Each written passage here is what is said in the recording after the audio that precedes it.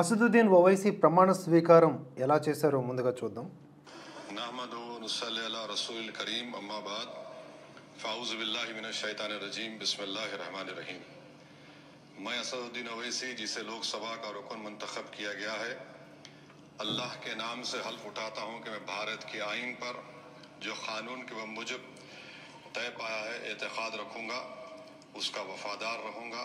मैं भारत के इक़्तिदार आला और सालिमियत को बरकरार रखूँगा और जिस ओहदे को मैं संभालने वाला हूँ इसके फ़राइज़ और वफादारी से अंजाम दूँगा।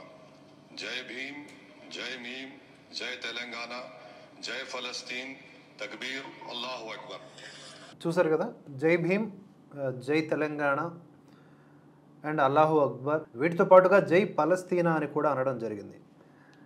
ఈ మైండ్ సెట్ ఎంత ప్రమాదకరమైనది అండ్ దీని ద్వారా ఇతని ఫాలోవర్స్కి లేదా ఇతని మతానికి సంబంధించిన వారికి ఎంత విషం ఎక్కిస్తూ ఉన్నాడు అనేది ప్రస్తుతం చర్చనీయాంశంగా మారింది. ఎవరూ కూడా హర్షించే రీతిలో ఈ ప్రమాణ స్వీకారం లేదు. అల్లాహు అక్బర్ అనుకోవచ్చు, వారి మత ప్రాతిపదికన వారు ప్రమాణం చేసుకోవచ్చు, కానీ పాలస్తీన్ నినాదాన్ని ప్రమాణ స్వీకారం టైంలో చేయాల్సినటువంటి అవసరం ఏముంది?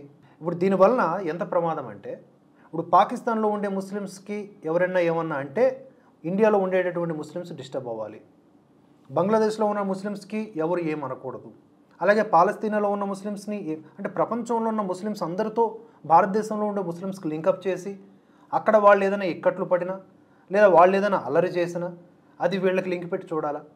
లేదు కదా. పాలస్తీన్ వర్సెస్ ఇజ్రాయెల్ నడుస్తోంది, నడవనివ్వండి, అది మన దేశానికి సంబంధించిన మ్యాటర్ కాదు. దాన్ని తీసుకొచ్చి ఒక విదేశీ మ్యాటర్ని తీసుకొచ్చి భారత్ విషయాల్లో జొప్పించాలని ట్రై చేయటం నిజంగా ఎంత మాత్రము ఇంత సీనియారిటీ ఉన్నటువంటి లీడర్కి ఆమోదయోగ్యమైనటువంటి విషయం కాదు. సో ప్రస్తుతానికి దీని మీద చాలా సీరియస్గా బీజేపీ కూడా రియాక్ట్ అయింది. అసదుద్దీన్ ప్రమాణ స్వీకారంపై లోక్సభలో గందరగోళం ఏర్పడింది. ప్రమాణం చివరిలో అసదుద్దీన్ ఓవైసీ జై భీమ్, జై తెలంగాణ, జై పాలస్తీనా అంటూ వ్యాఖ్యలు చేశారు. దీనిపై అధికార పక్షం అభ్యంతరం వ్యక్తం చేసింది. భారత పార్లమెంట్లో జై పాలస్తీనా అని ఎలా అంటారని ఆగ్రహాన్ని వ్యక్తం చేశారు. నిర్మోహమాటంగా ఇతన్ని సస్పెండ్ కూడా చేయొచ్చు, అంత తప్పిది. అంటే మన దేశం మీద ఉండి ఇంకొక దేశానికి జై అని అనడం ఎంత మతపరమైన కోణంలో చూసుకున్నా ఇంత మతోన్మాదం పనికిరాదు అసదుద్దీన్ ఓవైసీ అనేది ప్రస్తుతానికి నెటిజన్లు కూడా చెప్తా ఉన్నారు. మీరు పాలస్తీనాకి ఎప్పుడు పోతారు, ఎప్పుడు షిఫ్ట్ అవ్వబోతా ఉన్నారు అని చెప్పి క్వశ్చన్ చేస్తూ ఉన్నారు. సో ఈయన ఈ విధంగా ప్రమాణం చేసిన తర్వాత గందరగోళం నెలకొంది.